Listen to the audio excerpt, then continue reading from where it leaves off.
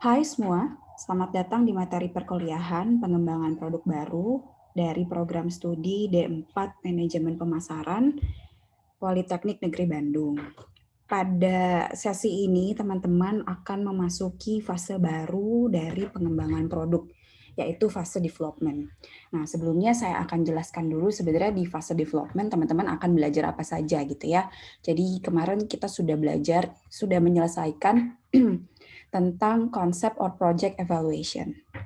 Terakhir adalah produk protokol. Nah, pada fase development ini adalah fase yang sangat penting untuk memvisualkan bagaimana produk yang sudah didesain sebelumnya. Nah, jadi pada fase development ini yang paling berperan secara teknis itu adalah di bagian sini ya. Jadi mulai dari basic research, terus product design, evaluation, sampai ke membuat prototype atau pilot product. Nah, di sini technical team yang biasanya akan bekerja itu mulai dari R&D, designer, product development, dan lain-lain yang mungkin ada divisi khusus yang dikembangkan oleh perusahaan. Tapi tim marketing pun akan juga berperan pada tahap technical development ini. Jadi pada tahap technical development ini, marketing tidak diam saja, tapi juga tim marketing mengembangkan program pemasaran. Bukan mengembangkan, mungkin membantu mendesain program pemasaran yang tepat gitu ya.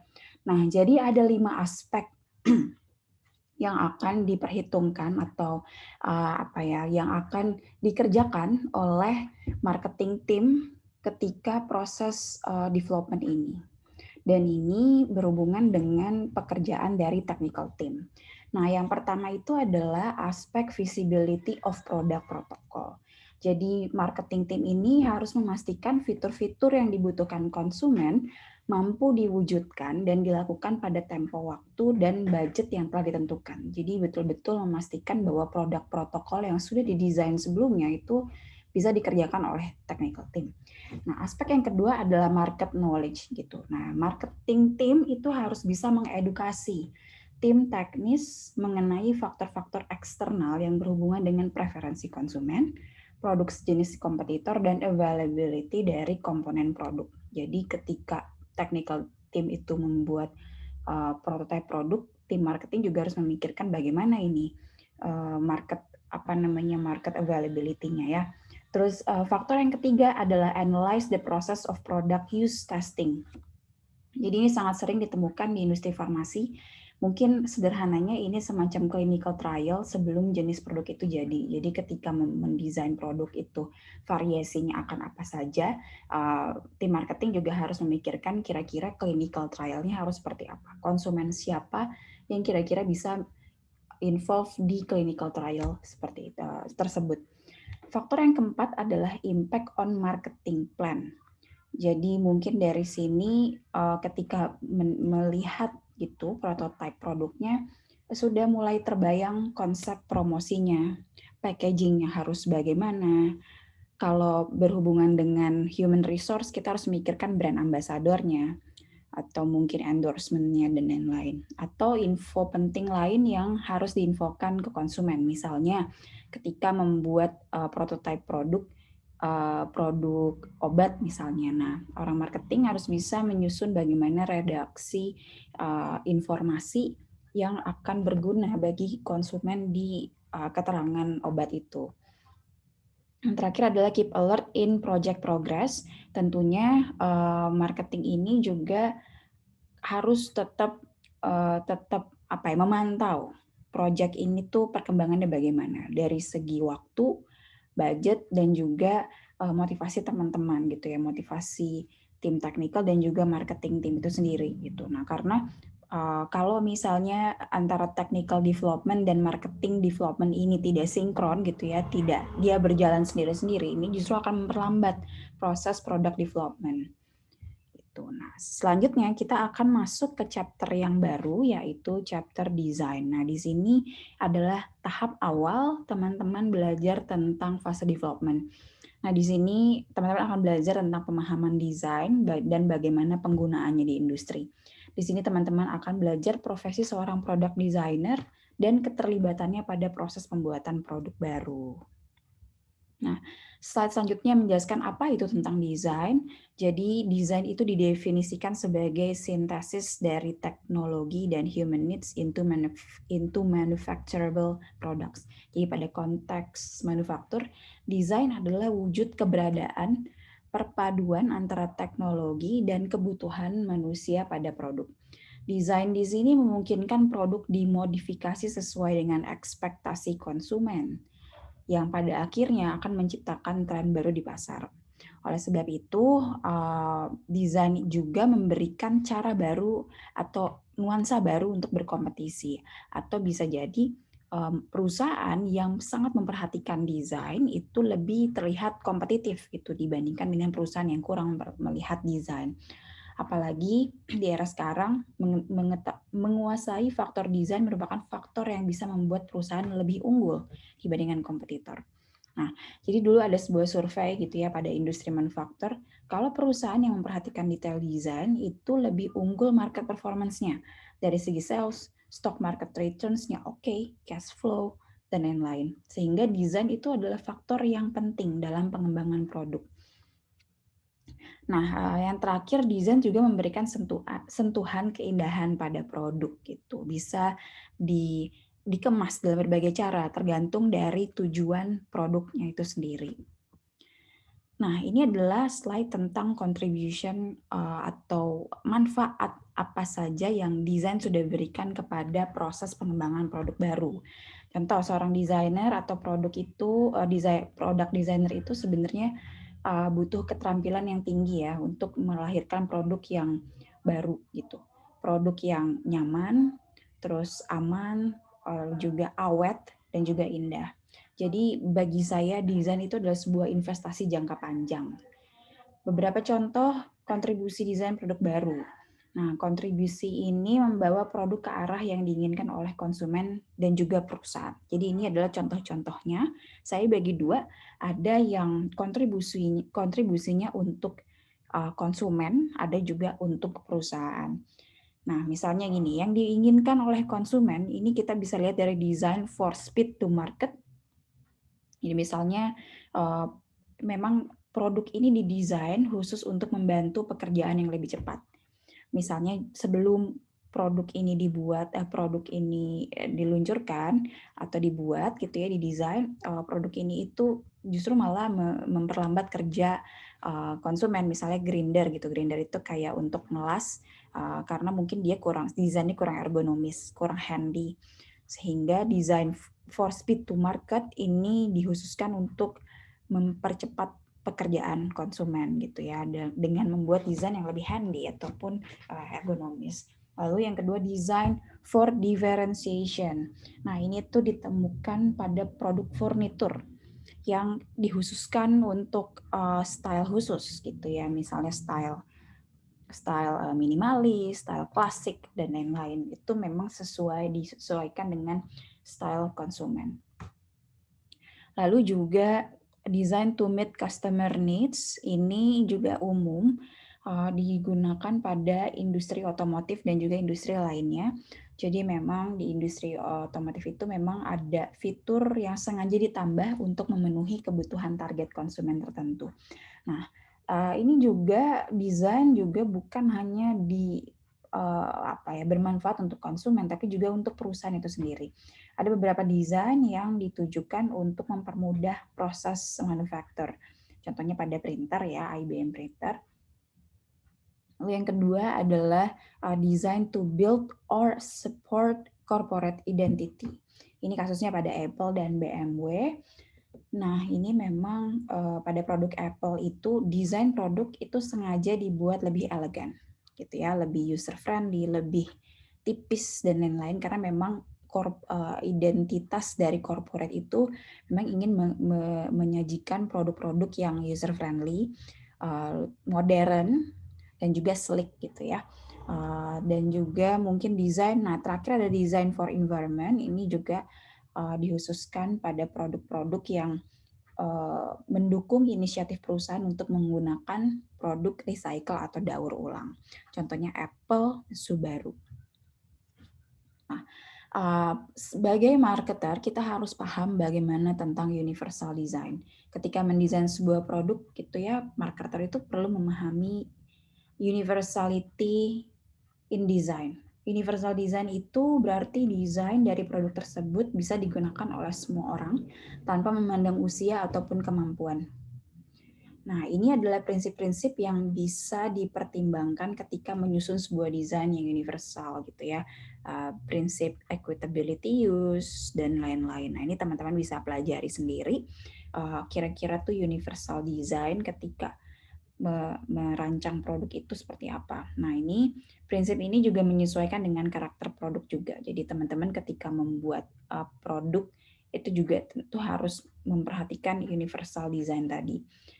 Nah, dari sini kita perlu memahami bahwa marketer itu sangat wajib untuk memahami bagaimana konsumen akan menggunakan produk yang sedang didesain ini. Gitu. Nah, ini adalah dimensi dari desain yang perlu teman-teman pahami. Desain itu tidak sederhana gambar visual saja, tapi desain juga mencampur adukan elemen bentuk, fungsi, kualitas, seni, dan proses engineering.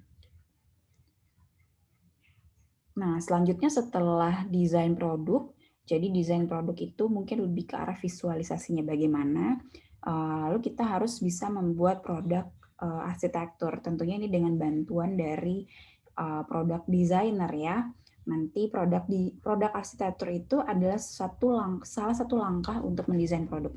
Secara definisi, produk arsitektur adalah proses di mana kebutuhan konsumen bisa masuk ke dalam setiap elemen pembentuk produk. Misalnya gini, perusahaan ingin membuat CD player. Nah, produk arsitektur itu harus memikirkan bagaimana semua komponen produk bisa terhubung untuk secara fungsi, misalnya fungsi yang akan digunakan oleh konsumen. Misalnya fungsi CD player itu untuk menghasilkan suara dan merekam suara. Nah, bagaimana antar komponen produk itu bisa saling berinteraksi dan lain-lain. Nah, itu dikemas ke dalam produk arsitektur gitu. Nah, jadi pelajaran pentingnya adalah ketika perusahaan itu sangat ajak gitu ya, sangat serius membuat produk arsitektur, itu sebenarnya akan mempercepat pemasaran produk, pengembangan produk, dan juga mengurangi biaya.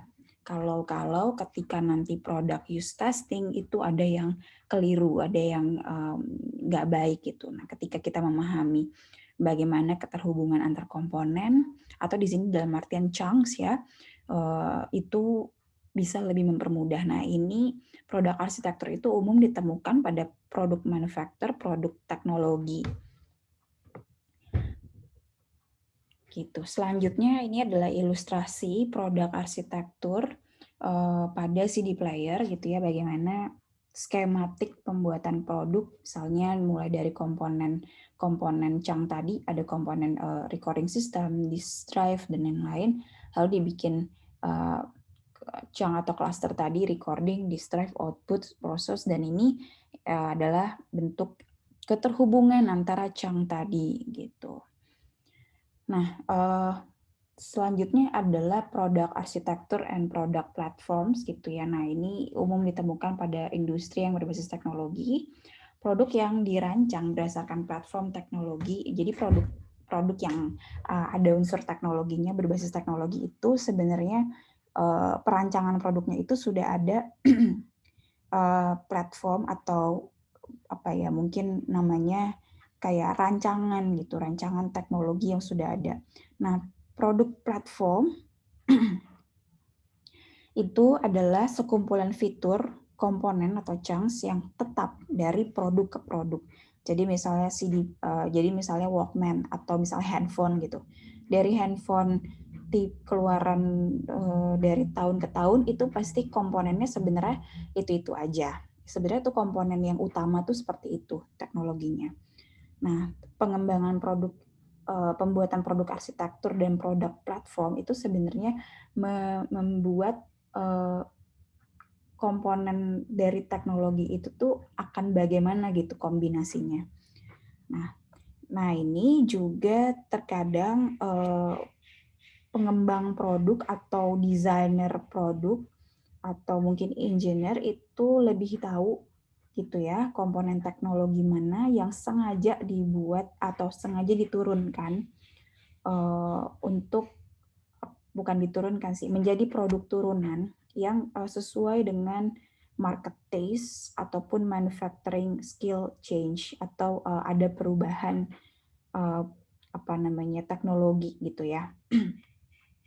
Nah, misalnya produk Sony Walkman dari 4 platform jenis produk yang berbeda bisa menghasilkan 200 jenis produk turunan yang telah dibongkar pasang oleh engineer menjadi produk dengan versi yang bervariasi. Gitu. Nah, ini adalah assessment factors for an industrial design. Jadi ini lebih ke arah gabungan ya antara technical dan juga marketing aspek. Nah, jadi ini contoh visualisasinya bagaimana sih pertimbangannya ketika mengukur desain dari sebuah produk, misalnya user interface, bagaimana nih konsumen itu berinteraksi dengan produk teknologi itu, misalnya apakah aman, apakah misalnya itu handy atau tidak nih, dia ergonomis atau tidak. Terus juga dari sisi tampilan produk ada emotional appealing, tidak. Lalu post purchase bagaimana maintenance dan repairing-nya kalau suatu saat terjadi maintenance dan repair-nya gitu ya di konsumen atau misalnya produknya rusak. Lalu resource-nya dan juga yang terakhir dari sisi marketing itu adalah product differentiation, bagaimana desain itu bisa membedakan produk perusahaan dengan perusahaan lainnya dan seberapa kuat gitu ya desain tersebut untuk bisa memorable di mata konsumen. Nah, selanjutnya adalah prototype. Gitu, prototype itu adalah bentuk lengkap dari desain produk itu sendiri. Nah, sebenarnya prototype itu dibagi dua. Ada yang jadi prototype itu adalah produk percobaan yang akan dievaluasi oleh calon konsumen. Nah, jadi jenis prototype itu ada dua. Ada yang pertama adalah comprehensive prototype dan yang kedua adalah focus prototype. Nah, kalau komprehensif itu sifatnya lengkap, artinya semua fitur, fungsi pada produk sudah dipertimbangkan untuk siap dites pada konsumen. Tapi berbeda dengan fokus prototype, jadi fokus prototype itu hanya fitur atau komponen tertentu saja yang akan dites oleh konsumen. Misalnya produk sepeda. Produk sepeda itu misalnya ada dua nih komponennya, ada yang rangka itu menggunakan kayu, ada juga menggunakan besi. Nah, itu kita harus melihat bagaimana reaksi konsumen pada shape yang berbeda tadi gitu. Jadi prototype itu ada dua jenis, ada yang ya udah semua komponen tidak ada yang dibedakan gitu ya antara satu komponen ke komponen yang lainnya, dan sementara yang fokus prototype itu difokuskan untuk menguji satu komponen saja yang akan nantinya kita lihat perbedaan reaksi konsumen. Nah, biasanya fokus prototype itu umum pada produk-produk yang pengembangan produknya itu menggunakan material yang berbeda, tapi belum ada di pasaran. Nah, ini adalah perbandingan waktu dan jumlah orang yang mengerjakan dari semua rangkaian tahapan desain produk gitu ya. Jadi tahapan desain produk itu pertama kita mendesain fungsi, teknisnya bagaimana, ya tadi ya berupa arsitektur, lalu detail desain.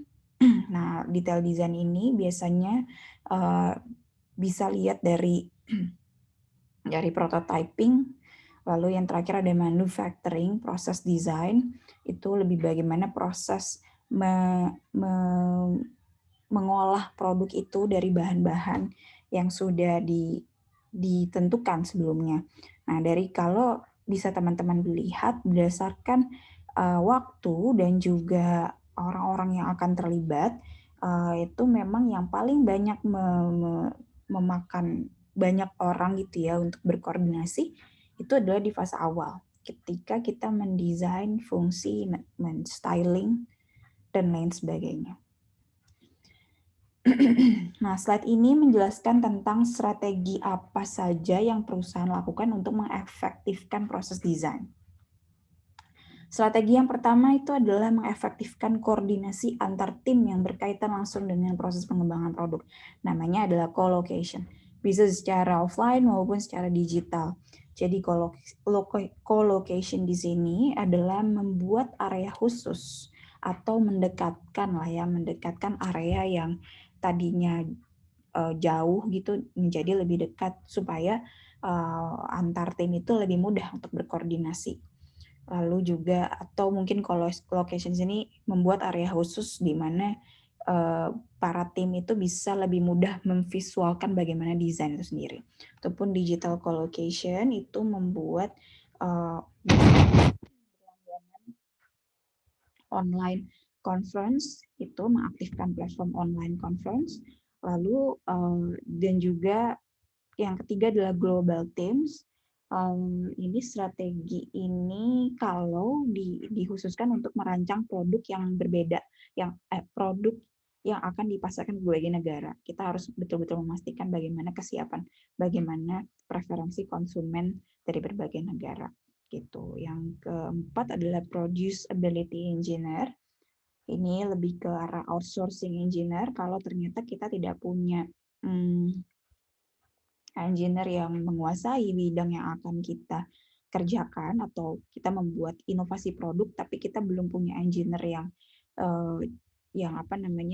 menguasai bidang itu, kita bisa aja menyewa atau bekerja sama dengan pihak ketiga gitu ya. Lalu yang terakhir adalah partnering upstream with vendors. Nah, itu biasanya tuh umum ditemukan oleh produk-produk custom ya, produk-produk yang limited edition. Produk-produk yang misalnya tuh produk otomotif, misalnya dengan spare part yang ingin berbeda fungsinya di pasaran, tapi dikhususkan hanya untuk brand itu sendiri. Jadi strategi kelima ini adalah bekerja sama dengan supplier untuk merancang spare part yang dikhususkan bagi produk yang sedang dikembangkan. Tentunya sebenarnya ini agak sedikit beresiko ya, karena supplier harus tahu detail bagian-bagian produk atau bahkan detail internal perusahaan. Tentunya ini sebenarnya berbahaya, tapi justru harus hati-hati juga sebenarnya ya. Kalau nanti teman-teman kerja di perusahaan yang nanti akan bekerja sama dengan supplier untuk mendesain secara custom. Nah, terkadang pembuatan prototipe itu memakan biaya dan waktu. Sebenarnya ada software khusus yang ditujukan untuk membuat visualisasi prototipe produk yang sedang dibuat. Namanya Computer Aided Design atau CAD. Nah, di sini ada dua macam ya. Ada design for manufacturability. Jadi di sini tuh dikhususkan untuk menghitung biaya dan juga nantinya akan kita membuat skema biaya manufacturing. Tujuannya adalah tentunya meminimalisir biaya manufacturing di kemudian hari. Terus yang kedua adalah design for assembly atau DFA. Nah, ini lebih visualisasi bagaimana proses perakitan produk yang hemat waktu, bagaimana elemen-elemen itu dirakit dengan waktu yang efisien. Nah, sekian materi perkuliahan hari ini. Semoga bermanfaat. Terima kasih.